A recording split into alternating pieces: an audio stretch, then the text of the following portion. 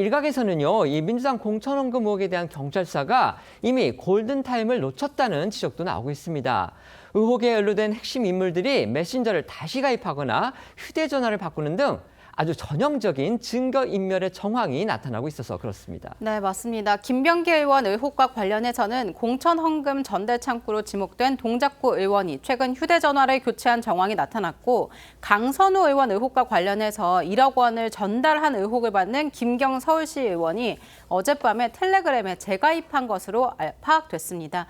연합뉴스는 김 의원 의혹에 연루된 동작구 의원의 애플 아이메시지 상태 등으로 밀어볼 때 해당 구의원이 안드로이드 기반 휴대전화에서 아이폰으로 기기를 변경한 것으로 추정된다, 이렇게 전했습니다. 김경 시의원의 텔레그램 재가입 정황, 김 시의원의 변호를 저장한 사용자에게 신규 가입 메시지가 떴다면서 김 시의원은 이전까지 텔레그램을 사용하고 있었지만 한 차례 탈퇴한 뒤에 재가입했을 가능성이 거론되고 있습니다. 휴대전화를 바꾸고 또 메신저를 탈퇴한 뒤에 새로 가입하는 거, 이거 대부분의 형사 피의자들이 증거인멸을 시도할 때 쓰는 전형적인 수법들로 알려져 있습니다. 경찰은 이렇게 수사에 속도를 낸다고 하지만 증거가 없을 경우 결국 혐의 입증이 어려워질 수밖에 없는 겁니다. 그렇습니다. 이 통상 휴대전화 통신 조회가 가능한 기간은 1년입니다. 그런데 이 김 의원 사건은 2020년, 또 강 의원 사건은 2022년에 벌어진 일이라 이 해당 기간의 통신 내역은 존재하지 않을 가능성이 크고요. 이 때문에 당시 사건 관련자 간의 통화나 또 이 메시지 등을 확보하려면 실물 휴대전화나 PC가 필요하지만 이 연합뉴스 등의 보도를 볼 때 이 의혹의 핵심 인물들이 이미 이 과거 기록 지우기에 나선 것으로 보입니다. 또 경찰이 실물 증거 확보를 위한 압수수색 등 강제 수사에 나서기까지는 시일이 걸릴 것으로 보여 일각에서는 늑장 수사라는 비판이 이어지고 있습니다. 관련해 중앙일보는 경찰 안팎에서조차 경찰이 미적대는 사이 증거도 사라지고 관련자들도 말을 맞추거나 증거를 인멸할 시간이 생겼다는 말이 나온다고 전했습니다. 여기에 김병기 의원 공천 헌금 의혹과 관련해선 민주당 차원의 이 처리에 대해서도 의문이 커지고 있습니다. 2024년 당시 이수진 민주당 의원에게 전달된 탄원서가 당시 이재명 당대표 보좌관이었던 김현지 현 청와대 제1부속실장에게 전달됐다는 것까지 확인이 됐지만 민주당에서는요, 당시 탄원서가 접수된 기록도 또 처리된 기록도 없다고 밝혔습니다. 네, 이에 대해 이수진 전 의원 측은 당이 김 의원 비리 의혹을 뭉갰다고 의심하고 있고, 야당에서는 의도된 은폐가 아니겠느냐고 의심하고 있습니다. 오늘 오전 국민의힘 장동혁 대표의 최고위 회의 발언 잠시 듣고 오겠습니다. 우리 당은 어제 공천뇌물수수 특검 법안을 제출했습니다. 이 사건은 특검이 아니고는 진상규명이 불가능합니다. 이 순간에도 증거들이 사라지고 있습니다. 이재명 대통령, 정청래 대표, 김병기 전 원내대표, 김현지 부속실장까지 권력 실세들이 촘촘히 얽힌 사건입니다. 특검을 거부한다면 스스로 유죄를 자백하는 것입니다. 이 같은 국민의힘의 공세에 대해서 민주당은요, 어제 이건 은폐가 아니다. 이 공직선거법의 공소시효가 6개월이기 때문에 기한이 지나서 자료를 전부 폐기한 것 같다, 이렇게 입장을 밝혔습니다.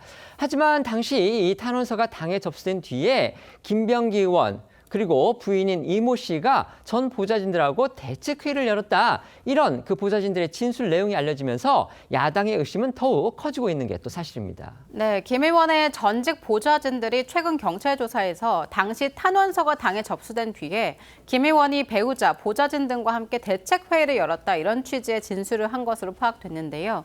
한겨레에 따르면 전직 보좌진들의 진술에는 대책회의에서 김 의원 배우자 이모 씨와 돈 전달 창구로 지목된 김 의원의 최측근 구의원이 탄원서 내용이 대체로 맞다, 이렇게 인정했다, 이런 내용도 있는 것으로 전해지고 있습니다.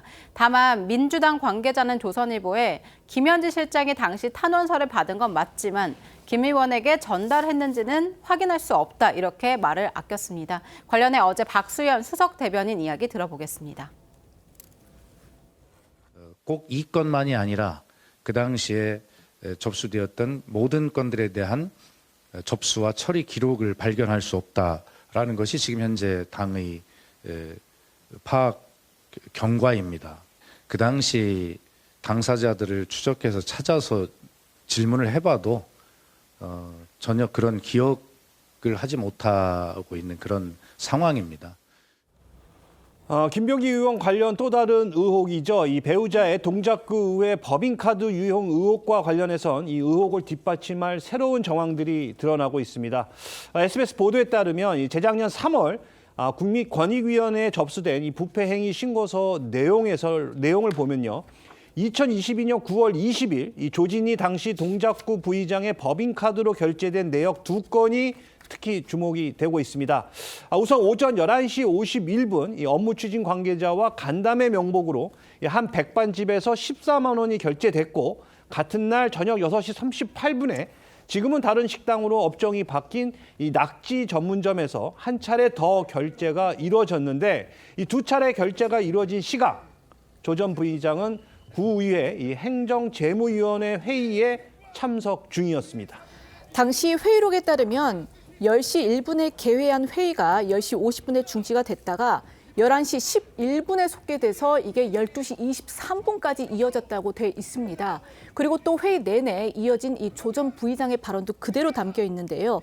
그러니까 이 백반집 결제가 된 11시 51분은 회의가 진행된 그런 시간이었다라는 건데 이에 대해서 이제 SBS는 11시 51분에 14만 원이 결제된 이 백반집이 물론 뭐 구의회로부터 걸어서 2분 정도 걸리는 거리이긴 하지만 적어도 회의록에 따르면 회의가 진행 중이었다는 점에서 다른 사람이 카드를 사용한 게 아니면 설명이 되지 않는 대목이다라고 지적을 했습니다.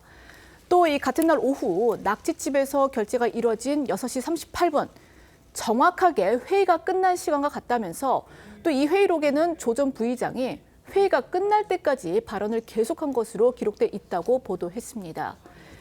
관련해 과거 보좌진과의 통화에서 이 배우자의 법인카드 의혹을 논의한 김 의원의 목소리 다시 들어보시겠습니다. 조진 부의장 카드가 있잖아. 우리 안 사람들이 이게 전부 누구지 고문들 만날 때나 뭐 이럴 때 카드를 그때 이렇게 썼나 봐. 우리 안 사람이 일부 직접 쓴 게 있더라고. 지금 녹취에서는 김병기 전 원내대표가 뭐 부인이 쓴 우리 안 사람이 일부 직접 쓴 게 있더라고 이런 내용이 있는데 정작 김병기 전 원내대표 최근 들어서는 부인이 법인카드를 쓴 일이 없다 이렇게 또 주장을 하고 있습니다. 김병기 전 원내대표를 둘러싼 의혹이 뭐 한두 가지가 아니죠. 이제 그 중에서도 특히 민주당을 곤혹스럽게 만들고 있는 게 이른바 불법 정치 자금 제공 의혹 바로 이 부분인데요. 이것과 관련해서 경찰이 오늘 당시에 탄원서를 작성했던 두 전직 동작구 의원 가운데 한 명을 지금 소환해서 조사를 벌이고 있습니다. 그런데 이 경찰의 수사 이미 골든타임이 지났다는 그런 또 비판과 지적이 나오고 있다고 합니다. 저희가 말씀드렸듯이 일부 언론 보도에 따르면은요, 의혹의 핵심 연루자들이 휴대전화를 새로 바꿨고요.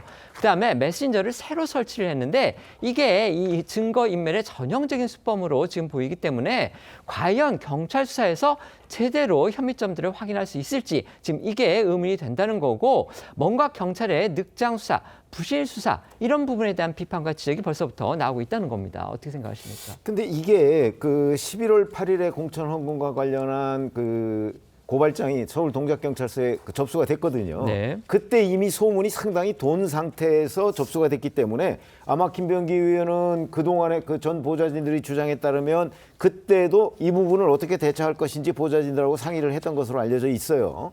자, 그러면 그때부터 따지면 벌써 상당히 오랜 시간이 흘렀잖아요. 네. 그러면 관련된 사람에 대해서 김병기 의원이 아마도 이런저런 얘기를 하거나 아니면 서로 말을 맞추거나 이랬을 가능성도 없지 않은데 거기다 그 지금 리포트에서 보신 것처럼 관련자들이 또 뭐 휴대전화를 교체하거나 아니면 텔레그램에 재가입하거나 이런 정황까지 확인이 된다면 그리고 당에서는 그 탄원서라는 게 없어졌고 이렇게 된다면 지금 그 뒤늦게 수사에 나선다고 해서 과연 제대로 밝힐 수가 있을 것인가 하는 부분에 진짜 강력한 의문이 드는 건 사실이죠. 물론 그래도 뭐 수사 의지가 있을 경우에는 이제 그 되짚어 볼 수가 있는 거지만 일단 객관적인 자료들로 보면 상당한 정도로 증거인멸이 이루어졌기 때문에 과거에 조기에 수사에 착수하는 것보다 훨씬 더 많은 노력 의지 이런 것들이 필요하지 않을까.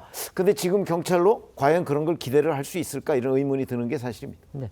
더군다나 지금 건네갔다는 돈이 이제 뭐 2천만 원, 1천만 원 합쳐서 3천만 원인데 다 현금이었다는 거거든요. 뭐 제가 몇 번 말씀드렸지만 현금에는 꼬리표가 없기 때문에 이거를 갖다가 실제 어떤 뭐 실물 증거를 찾아내는 것도 현실적으로 어려운데 지금 저 최병무 패널께서 말씀을 하셨듯이 휴대전화, 그다음에 메신저 뭐 이런 부분 등에서 이미 증거가 인멸됐을 가능성이 크다 지금 이 지적이 나오고 있기 때문에 그렇다면 그래도 사실을 파악해내야 되는 게 경찰의 임무니까 경찰 과연 어떤 방법으로 또 어떤 형식으로 그거를 찾아낼 수 있을지 뭐 법률가시니까 한번 좀 말씀해 주시죠. 일단 그럼에도 경찰이 지금 수사의 속도를 내고 있는 것은 분명해 보입니다. 일단 오늘 내일 해서 뭐 탄원서를 작성했다라고 하는 전직 구의원들을 다 소환한다라는 것은 그래도 좀 빠르게 수사를 진행한다라고 봐야 될 것 같고요. 일단 탄원서를 작성했고 그리고 그 탄원서 내용이 상당히 구체적이다라고 판단되기 때문에 그 구의원들이 아마 오늘 진술하는 내용들 중에서 굉장히 결정적인 내용들이 나올 가능성도 저는 열려 있다라고 보입니다. 물론 사건 연루자들이 뭐 보도에 의하면 휴대전화를 바꾼다든지 뭐 메신저를 교체한다든지 이런 정황들이 보인다라고 하더라도 사실 증거라는 것이 반드시 휴대전화에만 남아있는 것은 당연히 아닙니다. 물론 휴대전화도 굉장히 중요한 증거가 되는 것은 분명하지만 그것 말고도 지금 당사자들이 적극적으로 진술하는 부분이 있다라든지 또는 그 당시에 현금을 2천만 원, 1천만 원을 만약에 현금으로 인출했다라고 한다면 그 돈을 확보하는 과정이라든지 이런 부분들이 남아있을 가능성은 분명히 있고요. 특히나 지금 동작구 의회의 어떤 법인카드를 유용한 사건 같은 경우에는 어떤 휴대전화나 뭐 메신저 이런 부분에 대한 증거보다는